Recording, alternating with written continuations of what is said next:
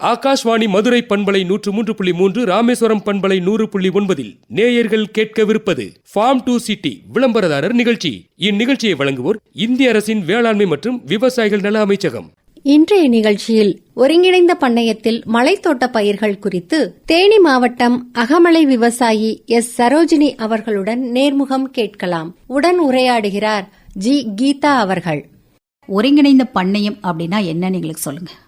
ஒருங்கிணைந்த பண்ணையம் அப்படின்றது இப்போ ஒரு 5 ஏக்கர் வச்சுருக்கீங்கன்னு வச்சுக்கோங்களேன். அந்த 5 ஏக்கர்லேயும் வாழைப்பழம் மட்டும் போட்டிருக்கீங்க அப்படின்னா அது ஒருங்கிணைந்த பண்ணையத்தில் சேராது. இப்போ 1 ஏக்கர் மிளகு, 1 ஏக்கர் ஏலக்காய், 1 ஏக்கர் மலை வாழைப்பழம், 1 ஏக்கர் காஃபி, இந்த மாதிரி நீங்கள் பயிரிடும் போது அதுதான் ஒருங்கிணைந்த பண்ணையம்னு சொல்லுவாங்க. ஏன் ஒரு விவசாயியா ஒருங்கிணைந்த பண்ணையத்தை நம்ம தேர்வு பண்ணணும் அப்படின்னா, என்னுடைய நிலத்துல ஒரு 5 வகையான பயிர்கள் நான் போட்டிருக்கேன். எனக்கு மிளகு தட்பவெப்ப சூழ்நிலை காரணமாக வரல, எனக்கு லாஸ் ஆயிடுச்சு. அப்போ மீதி உள்ள 4 பயிர்கள் நல்லா வளர்ந்துருக்கு அப்படின்னா அந்த 4 பயிர்கள்ல இருந்தும் நம்மளுக்கு லாபம் வரும். அப்போ ஒரு விவசாயியா அந்த ஒருங்கிணைந்த பண்ணையம் அப்படின்ற ஒரு கான்செப்டை எடுக்கும் போதும் விவசாயிகளுக்கு நட்டம் அப்படின்றது வராது. ஒருங்கிணைந்த பண்ணையம் அப்படிங்கிறது இப்போ ஒவ்வொரு பயிரும் தனித்தனியாக நாங்கள் வச்சுருக்கோம், அதெல்லாம் சேர்த்து தான் அப்படின்றீங்க.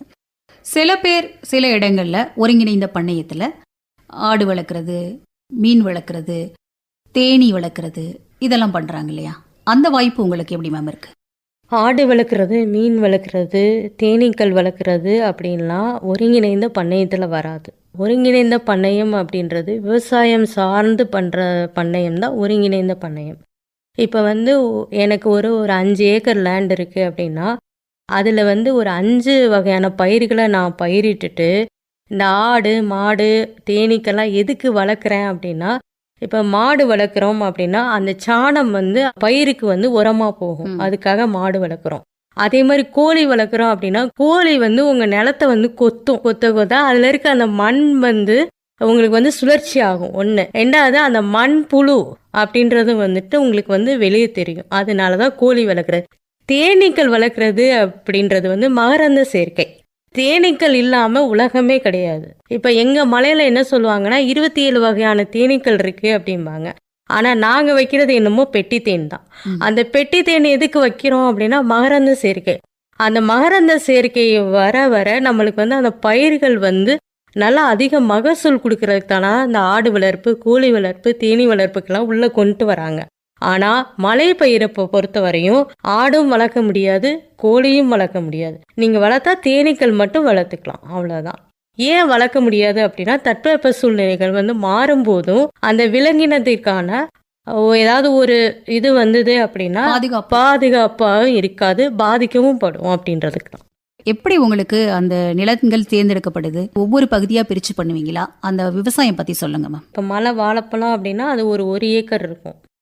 இப்போ 1 ஏக்கர் மலை வாழைப்பழம் நாங்கள் போட்டிருக்கோம் அப்படின்னா அந்த 1 ஏக்கருக்கு அடுத்து ஒரு வரப்பு மாதிரி நாங்கள் வெட்டி விடுவோம்.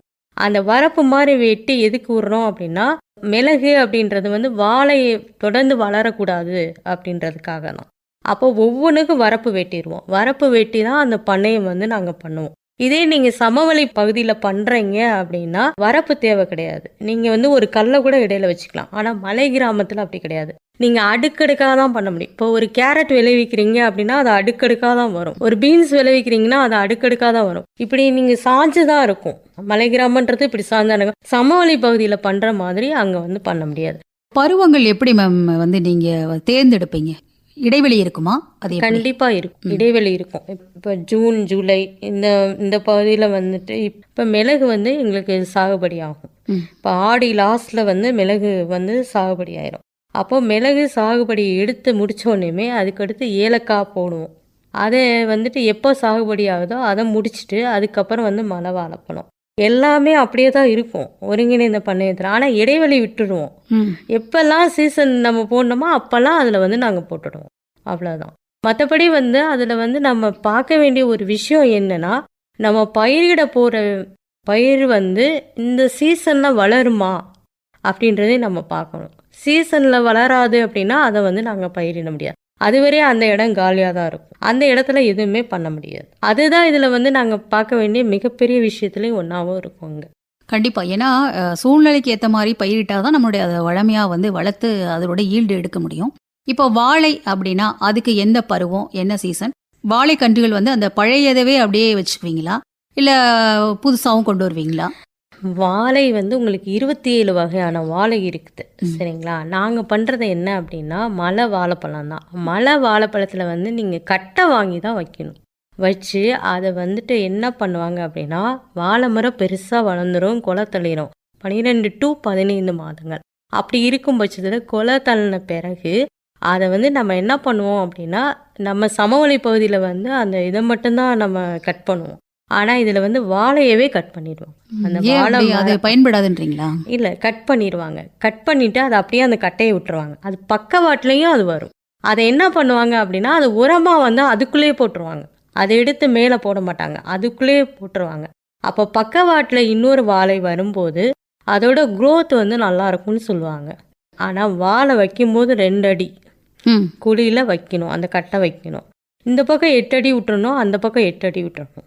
அது வளர்ந்து வர்றது அப்போ தான் ஈஸியாக growth ஆகும்.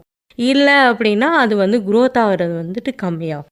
இப்போ வந்து டிஸ்டர்பன்ஸ் இல்லாமல் இருக்கும். டிஸ்டர்பன்ஸ் இருந்துச்சுன்னா அதோட வளர்ச்சி வந்து தடைப்படும். அந்த வைக்கிற வாழையை மட்டும்தான் அப்படி வாழையடி வாழை அடுத்தடுத்து இது பண்ணிட்டே இருப்பீங்க. வந்துட்டே இருக்கும்.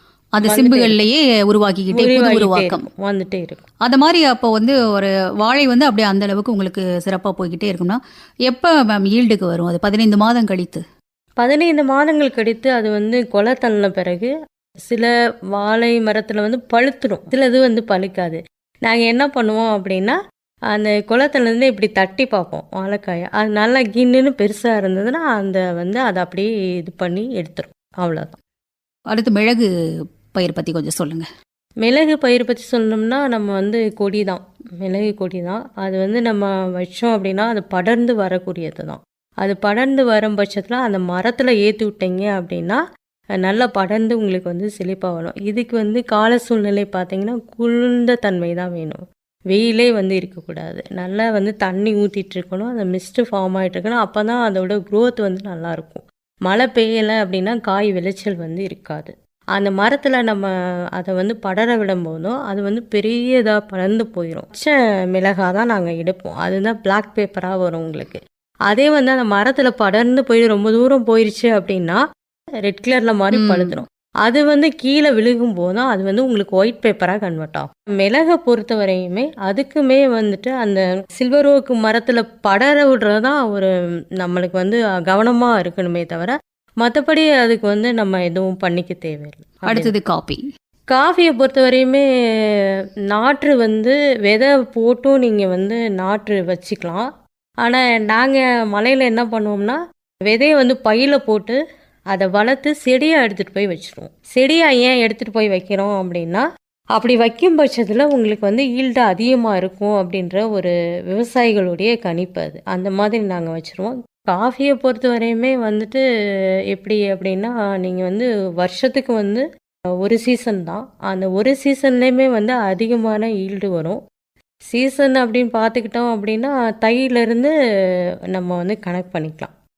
மாசி பங்குனி இத்தனை வரையுமே கணக்கு பண்ணிங்க. இதில் வந்து காஃபியில் வந்து 2 ரகம் இருக்குது. ஒன்று வந்து அரேபியன்னு ஒரு ரகம் இருக்குது, இன்னொன்று வந்து ரோபஸ்டான்னு ஒரு ரகம் இருக்குது. இந்தியாவை பொறுத்தவரை 4 ரகம் இருக்குது. ஆனால் மேஜராக நம்ம வந்து விளைவிக்கிறது வந்து இது 2 தான். மலை கிராம விவசாயத்தை பொறுத்தவரையுமே சீசன் கூட உங்களுக்கு வந்து கரெக்டாக சொல்ல முடியாது. எப்போ அந்த தட்பவெப்ப சூழ்நிலை மாறுதோ அப்போ வந்து செடிகள் வந்து கம்ப்ளீட்டாக மாறும். இப்போ மிளகு எடுத்துடுறோம், அதை எப்படி மேம் அதை என்ன மாதிரியான ஒரு சேமிப்பு பண்ணணும்? இல்லை, மிளகு எடுத்தோடனே வந்துட்டு அதை சாக்கில் போட்டு நல்லா கட்டி வச்சுருவாங்க. அதுக்கப்புறம் காய வைக்கிற ப்ராசஸ் இருக்குது. ஒருங்கிணைந்த பண்ணையத்தில் வந்துட்டு எப்படி காய வைக்கிறோம் அப்படின்னா 2 விதமாக காய வைப்போம் நாங்கள். வெயில் வந்துட்டு அதிகமாக அடிக்கும் போதும் காய வைப்போம், அது ஒரு மெத்தடு. இன்னொரு மெத்தடு என்னென்னா கீழே வந்து காட்டன் துணியை விரித்து அதில் வந்து சரக்கை போட்டுட்டு மேலே ஒரு காட்டன் துணியை விரித்து காய வைப்போம். இதில் 2ல் எது பெஸ்ட்டுன்னு பார்க்கும்போது எங்களுக்கு இந்த ஃபஸ்ட்டு வெயிலில் காய வைக்கிறது தான் பெஸ்ட்டாக இருந்ததே தவிர மேலே ஒரு காட்டன் துணி போடுறது வந்து பெஸ்ட்டாக கிடையாது. மலைத்தோட்ட பயிர்கள் அப்படின்னாலே அதில் வாசனை மிகுந்த பயிர் நம்ம கண்டிப்பாக ஏலக்காயை சூஸ் பண்ணிடுவோம். விதைகள் நிறைய இருக்கிறது தான் வந்து நமக்கு நல்ல ஒரு இதுன்னு நினைப்போமா? இல்லை மேடம். பட் வந்து ஏலக்காயை பொறுத்த வரையுமே விதைகள் நல்லா இருக்கிறது தான் அப்படின்ட்டு நீங்கள் எடுத்துக்கக்கூடாது. வாசனை தான் அதில் பெஸ்ட்டு. நீங்கள் உரித்து பார்த்து விதையில் வாசனை வரல அப்படின்னா அது வந்து நல்ல ஏலக்காய் கிடையாது. வாசனை வந்து மாறாமல் இருக்கணும். இப்போ ஏலக்காய் வாங்குறீங்க அப்படின்னா ஒரு 6 மாதம் வரை மாறாமல் இருக்கணும். அந்த மாதிரி இருக்கிறதா ஒரு நல்ல ஏலக்காய் அப்படின்னு வந்து சொல்லுவாங்க. அதே வந்து நம்மளுக்கு மாறிச்சு, ஒரு மாதிரி நம்மளுக்கு வந்து கலர் வந்து இதாயிருச்சு அப்படின்னா அது வந்து நல்ல ஏலக்காய் இல்லை அப்படின்னு சொல்லுவாங்க.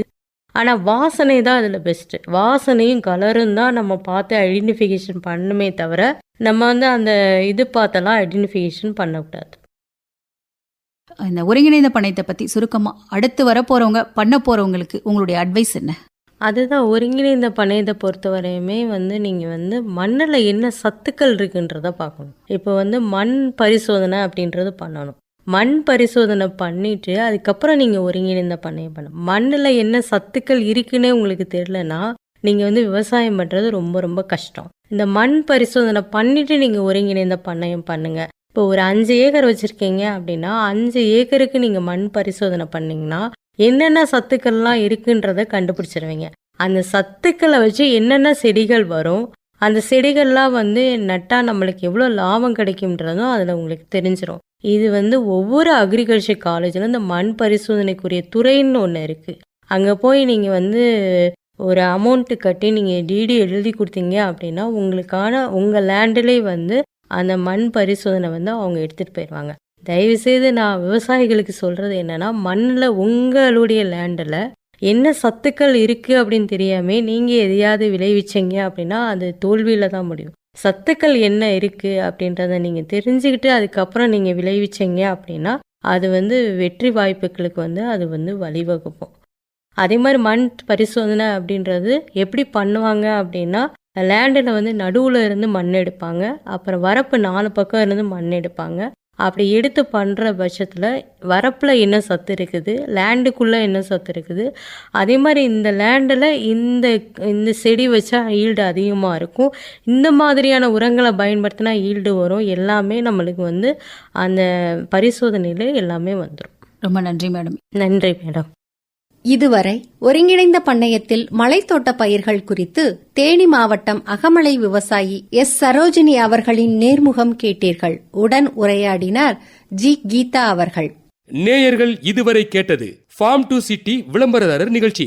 இந்நிகழ்ச்சியை வழங்கியோர் இந்திய அரசின் வேளாண்மை மற்றும் விவசாயிகள் நல அமைச்சகம்.